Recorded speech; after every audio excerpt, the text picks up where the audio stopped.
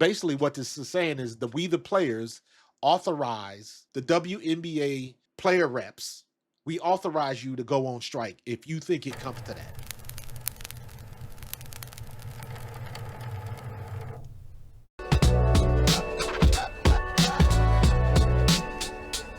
Hey, yo,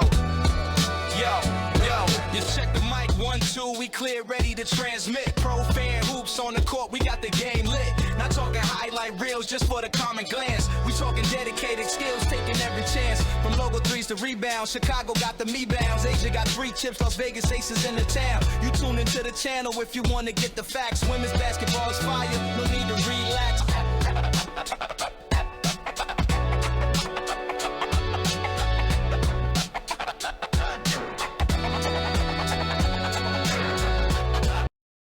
All right, y'all. I'm sitting here barbecuing, cooking my pulled pork in the smoker, and then I come in and then I check my Twitter, and we get hit with this. This is from Alexa Philippou. She's usually been right on the money with all of the WNBA coverage, but this was an hour ago, Thursday, December 18th, 2025. The players have spoken through a decisive vote with historic participation. Our membership has authorized the WNBPA's executive committee to call a strike when necessary. The players' decision is an unavoidable response to the state of negotiations with the WNBA and its teams.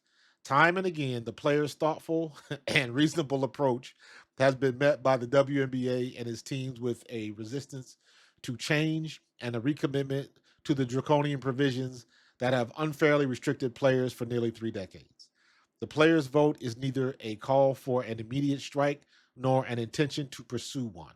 Rather, it is an emphatic affirmation of the players' confidence in their leadership and their unwavering solidarity against ongoing efforts to divide, conquer, and undervalue them.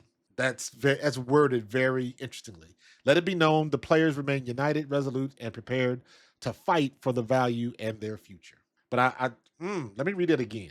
The players' vote is neither a call for an immediate strike nor an intention to pursue one. So if it's not an intention to pursue one, why did you release this? And you could have said this privately, because what you want to do is you want to go to the nth hour. I guess they're trying to put the pressure on the league to see what they're gonna do. I don't I don't get it. So you authorize a strike, but in your verbiage, you say this is neither a call for an immediate strike nor an intention to pursue one. You're trying to play both sides of the fence, in my opinion. That's what it looks like to me. I don't know if this is standard verbiage when you're doing stuff like this. Maybe I need to go back and look at what type of press releases the NBA had when they went on strike, when they actually went on strike. But basically what this is saying is we the players authorize the executives, the WNBA player reps. We authorize you to go on strike if you think it comes to that. And I guess my thing is, why would you say that if you didn't think it was going to come to that? I don't know. You trying to give yourself an out? I don't know. I'm sure there's some people smarter than me in this type of endeavor that might have some things to say, and I'll be looking for it. But man, and let me just say this again: y'all don't want to go on strike, man. You don't want to go on strike because the worst thing you can do is cut your season in half. Because here's what they're not thinking about, or maybe they are and just don't care. I don't know, or maybe they're just that's the cost of doing business. But what happens is now what's going to happen to all them venues that got all of those games and all of those people that's supposed to work now they can't work because there's no game no more. So this is a domino effect of things. What happens to all of this stuff that happens underneath it? What happens to all of the, I don't know, city transportation to and from games? All the money they're going to lose. What happens to all of the merch and the concessions and stuff and all the people that work there? What happens to them? What happens to the people that just work during a lot of their stuff happens during the WNBA season? Now they don't have it no more. So this is a domino effect of things that are going to happen. And people that are not necessarily associated with the WNBA are going to be affected because you got a whole league that ain't going to show up. So, and the worst thing that could happen is the fandom decides to figure out a way to move along and just keep it pushing. Because then the WNBA is like, all right, we don't need you. So I don't know. I hope they don't go on strike. They still got time to figure it out. I just think it's very odd that they put out the press release to say, "Hey, we give y'all authority to do that." So let's go ahead and vote now because normally the player reps have to go to the players and say, "Is this what you want to do?" But what this is, it's the players saying, "We've already voted. So if it comes to that, you have our approval." And if that's the case, why would they publicly put something like this out other than to put pressure on the other side? Because I'm, in my opinion, a strike does the league and its players no good. You're gonna get the money that you want. It's coming, but you gotta play the game, and the game ain't fair. They, in my opinion, they trying to bite off too much on the first hit. Trying to bite off too much with the revenue sharing. And you want the revenue sharing, you want to keep housing payments, you want insurance, you want pensions and things like that. That stuff costs a lot of money. So it's got to be some give and take. You're not going to get everything you want on the first crack. You got to build your way to it. Why not finagle the deal that they offered, make it a little bit sweeter for you, and then make it a 3-year deal. So in 3 years you can renegotiate, and by that time you'll see what's going to happen. Is the fandom here to stay? Is the revenue? Is the viewership? Is the attendance? Is it consistent now? 3 years from now, is the attention going to be like it is right now? Is the appeal going to be like it is right now? That's the thing. That's what they're banking on. That's what they're banking on. But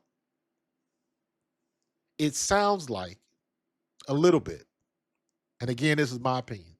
It sounds like a lot of the veterans are trying to get some stuff done because they know they're not going to be in this league too much longer. So they're trying to get their piece of the pie before it's too late. And I understand that, but that ain't gonna work. That ain't gonna work because the league can always play hardball.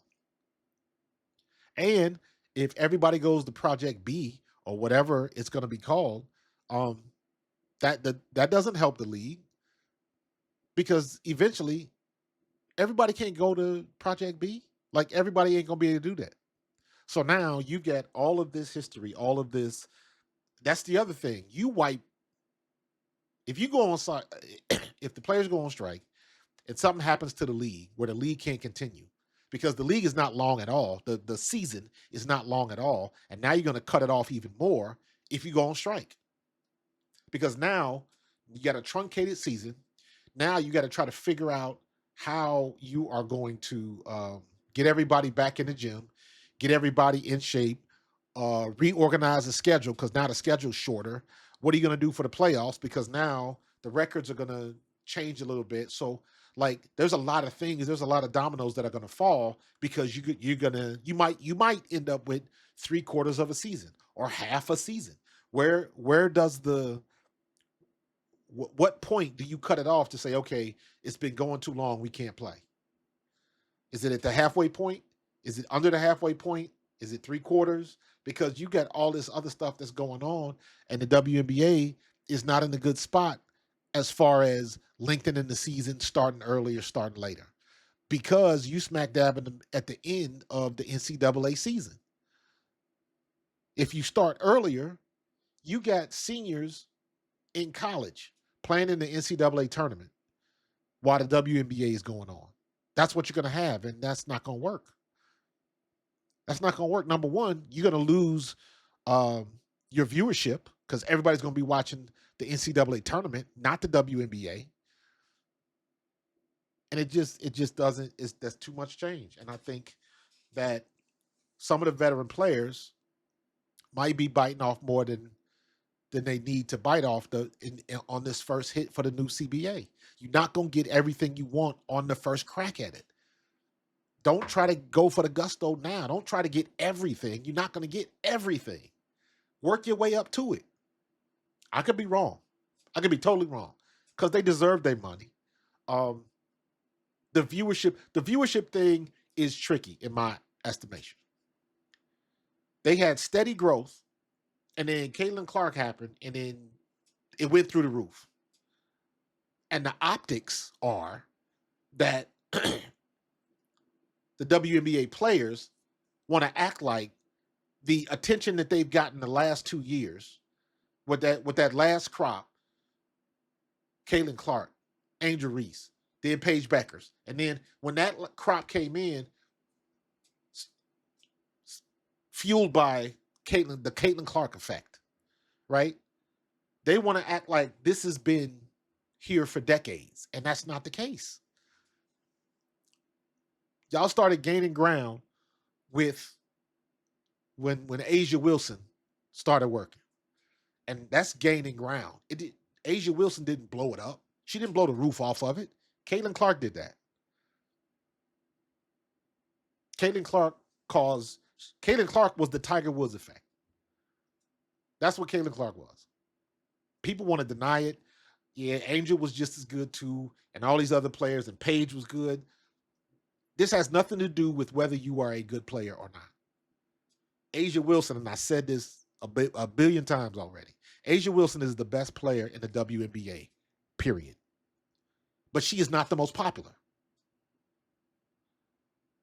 And when and 3 years ago, 4 years ago, when they were playing away games, when Las Vegas was playing away, were those games maxed out?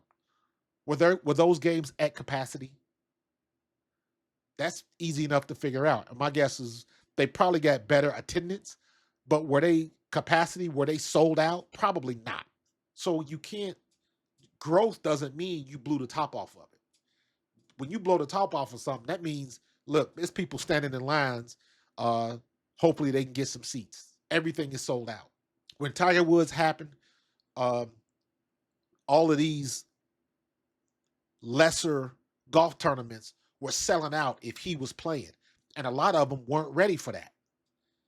They weren't ready for that crush of crowds and fans coming when you might have 5 or 10,000 people show up and all of a sudden you got 25 to 50. And your venue, they ain't got enough hot dogs. They ain't got enough t-shirts to sell. Because they're not ready for that crush of people. That's what happened with Tiger Woods. That's what happened with Caitlin Clark. And people can argue with it and they can try to deny it, but it is what it is. And now, once the spillover happened and everybody else started bubbling up, everybody else that was already in the league, their appeal and their visibility started going up because of it. That's the whole rising tide raises all boats. That thing, that's exactly what that means. Everybody was eating. Everybody was eating. But everybody was mad because Caitlin Clark was the one cooking the food. Don't make sense to me. And that all comes back to they trying to get this new CBA and they trying to get everything at once. And that ain't gonna work. I hope they know what they're doing. I hope they don't go on strike. I hope they find a way to play. I hope they find a more reasonable solution so they can get a bigger revenue share. And what's gonna have to happen is, because the owners are like, well, we'll up your revenue share, but who's to say that all of this might go in the tank if something happens? Everybody's banking on, well, this is what women's game could do. And again, not until 2 years ago did you have this type of attention and did you have this type of visibility on the major screen. So I don't understand. I understand it, but I hope y'all know what y'all doing, because the strike benefits nobody. All these new fans, all these new deals, all of that can go down the toilet if you go on strike. Because now the people that signed on to cover the WNBA and the endorsements and the all of the advertisers and the media rights deals and all of that kind of stuff, all of that stuff gets put on hold because ain't nobody playing. So the people that paid to advertise and promote during the WNBA, they sitting there in limbo, and they done already paid their money. And just like now the WNBA is earning all of this money, and what about the people for the last 28 years? What about the people that's been losing money the past 4 decades? They don't get their money back. They gonna want their money. So you gotta take it in steps. So I hope they don't screw themselves. But we're gonna see what's gonna happen. There's definitely gonna be more information coming. So we'll see.